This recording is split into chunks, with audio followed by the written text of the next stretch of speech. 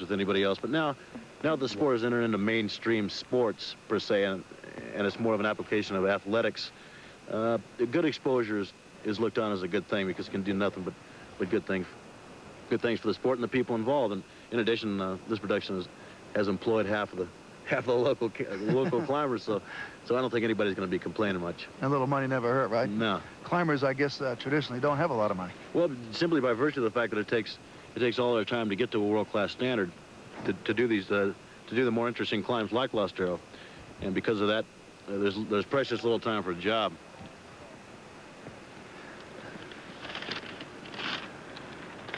Okay, the climber's getting ready now for that last shot. And the lifestyle of climbers, I think, is somewhat interesting. We've had a chance to see a lot of that this week. Let's take a little look. It's springtime in Yosemite Park, and the camp is full. This message board is the main link to the outside world. It also serves as a want ad connection for climbing gear or just a ride home.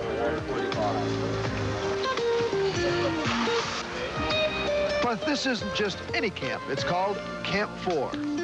There probably isn't a top rock climber in the world who hasn't passed through it. To them, Camp 4 is a famous place. Life moves slowly, and there's a lot of talking it over. But why are they here? People come from all over the world to do the big walls of Yosemite. There's nothing else like it on Earth. You got perfect weather, 3,000-foot walls. Any place else you go, you're going to have to fight the freezing cold and the rain. But this, you have perfect weather.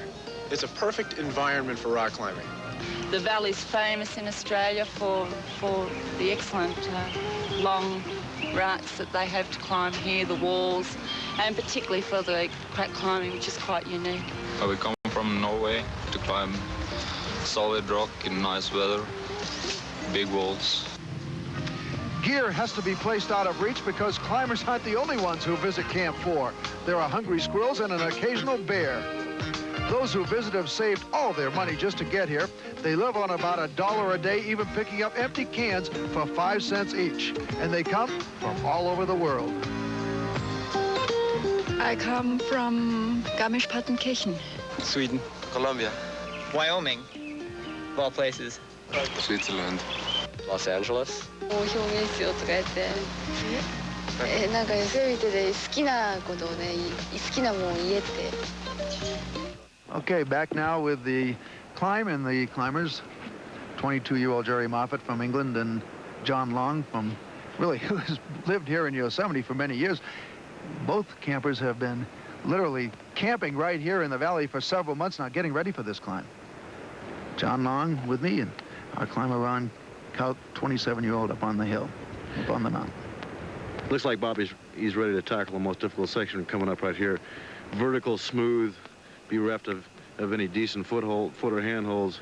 He's really going to have his hands full there, considering that he's already put in 26+ hours of climbing to get to this point. I was going to say, fatigue must come into play. Yeah, it certainly does.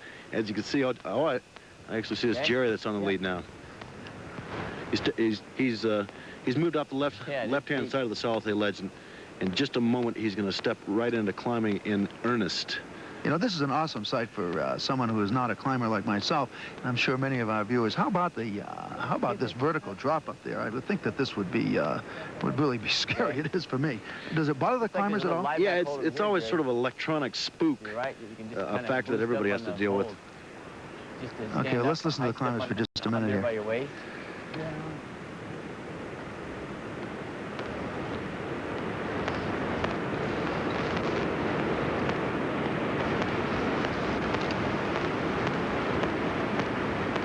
No? Yeah.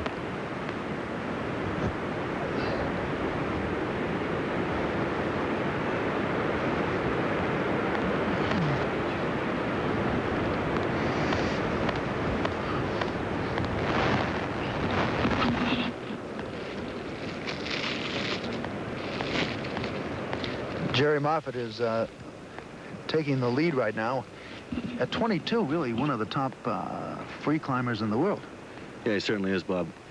He took to it early at 16, and he had the physical and mental attributes to be able to excel that in conjunction with fanatical concentration and dedication has put him right at the forefront of world rock climbing. Talking to him earlier this week, though, he told me that he had never climbed a rock anywhere near this this long, mostly shorter ones. Okay, so here we are at Lost Arrow, reaching the final face here, the spectacular Yosemite Park. We'll be back with more. Back live at Yosemite Park, this is Jack Whitaker along with George Willig, and you're looking at young Jerry Moffat, spread eagle there, almost. Reach for it, there it is. He leads the next pitch, and terribly, terribly exposed here. I dare say, this is the most exposed section of the climb, Jack. But incidentally, if the viewers don't know, a pitch is a rope length. It is where climbers go from one anchor point to another.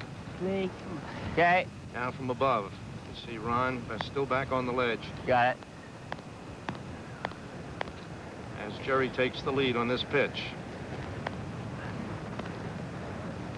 And just air below. That's right, and the rumbling of the waterfalls. So this is so out there. He's moved out left on the ledge. Outrageous. Yeah. Couldn't even believe it, you know. It's pretty neat. I think they're enjoying themselves.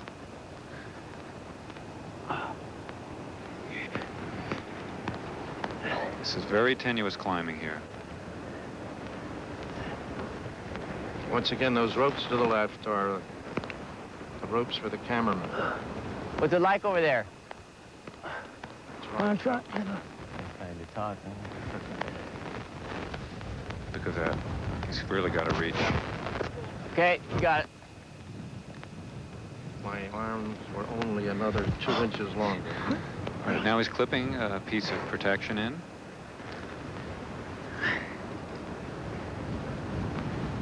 Of course, every once in a while that's done to lessen the length of a possible fall.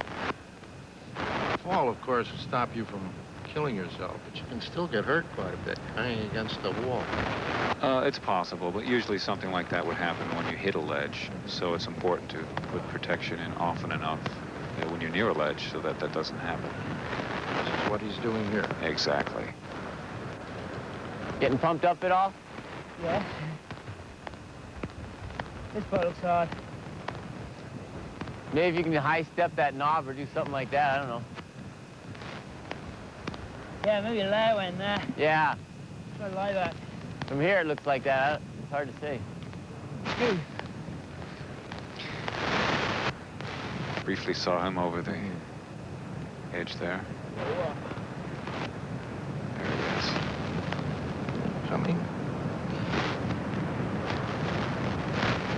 I think he's going to be going about straight up from there.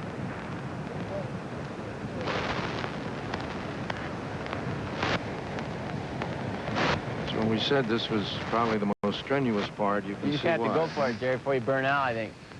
Oh, he's hanging out on his arms. It's very steep. Yeah, okay. And Ron said he better go for it. Just crank it off. Crank it off. There he goes.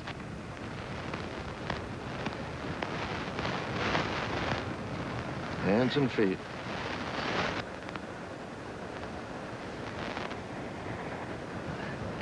Whoops. Needless to say, there isn't an overabundance of hand and What? footholds. Yes. Start again, huh? Yeah. It was what you might call a probe. Yes.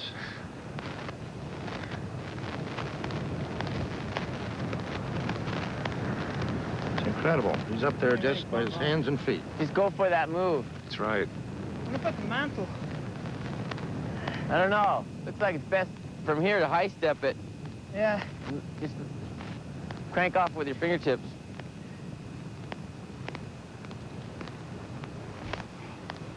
I'm just gonna get a little bit.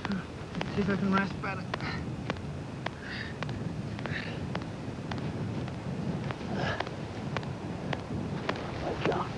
I'm kind of cooler. Very difficult spot, this, huh? Undoubtedly. Makes my hands I'm sweat pushing on watching. my left. I can't feel any of my left and my right hand on the top. Could be.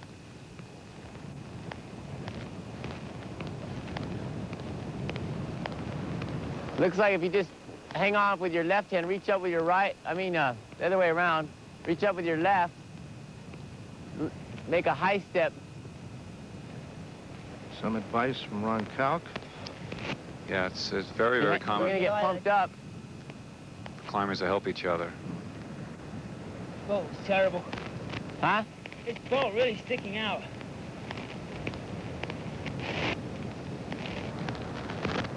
Jerry Moffat.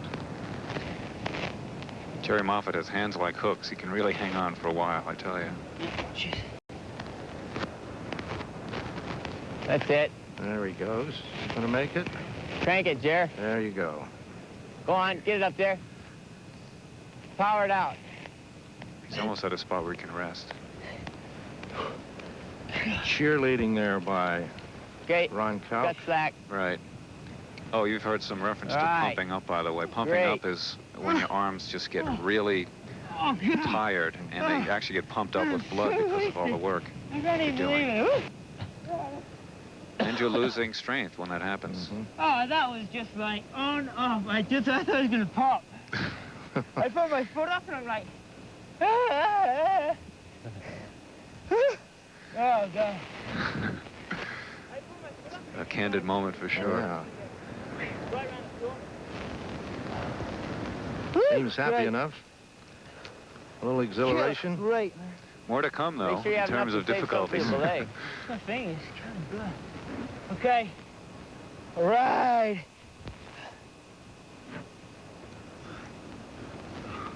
Oh, man. Let it yawn. We've been out here too long, I think. Looks like he's looking for a piece of protection to put in. 15th round coming up. It has been a long 2 days. Yes, it has. Now from below, you see Ron, you see Jerry, and then you see our cameraman.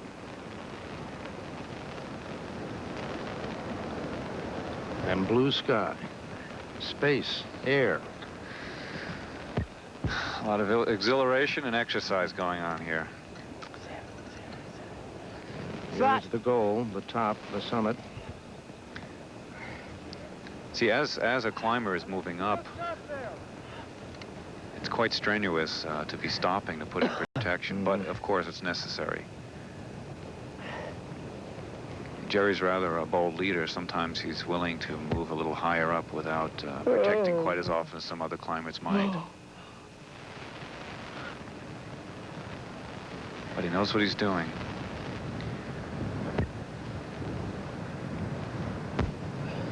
Well, he has to, or he wouldn't have lived to be 22 doing this, would he? That's right.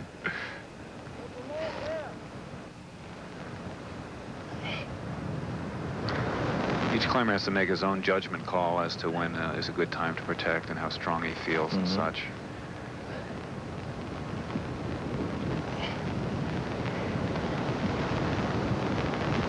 I think you're almost to the blade, Jer. Yeah, just go for it. Because he's moved so much laterally as well as up in somewhat of a zigzag fashion, he may have some rope drag. It may be difficult for him to pull the rope up that he's attached to. Yeah. Those buildings down below, the Yosemite Village, so you have some idea how far up these young men are. Having gotten there by the strength of their hands and their feet. Yeah, Mr. Moffat is traveling now, isn't he? Okay. Ready to be later on. Yes. They've got the belay spots. So he'll be setting some anchors Gonna to... get stood up here. And right here, he'll stop and belay Mr. Ron Kauk up to this point. It's a little tricky. I can just slip up backwards. Oh, on this beautiful June day here in Yosemite Park, this free climb on Lost Arrow Spire will continue, and we'll be back in just a moment. Bob Beatty with John Long back at Yosemite Park. Reaching now for the summit. 22-year-old Jerry Moffat and 27-year-old Ron Kauk. Lost Arrow Spire. Finger's killing me. Listening now to the climbers. It's been a long day. Looking at Jerry Moffat. Here it is. Okay. You ready for it? Yeah, got through a carabiner?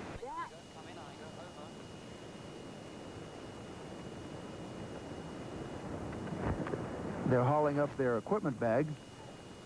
John, how about this last little pitch? It'll probably be Ron Kauk. He's sort of the captain of the team. Yeah, indeed he is. One thing is, even the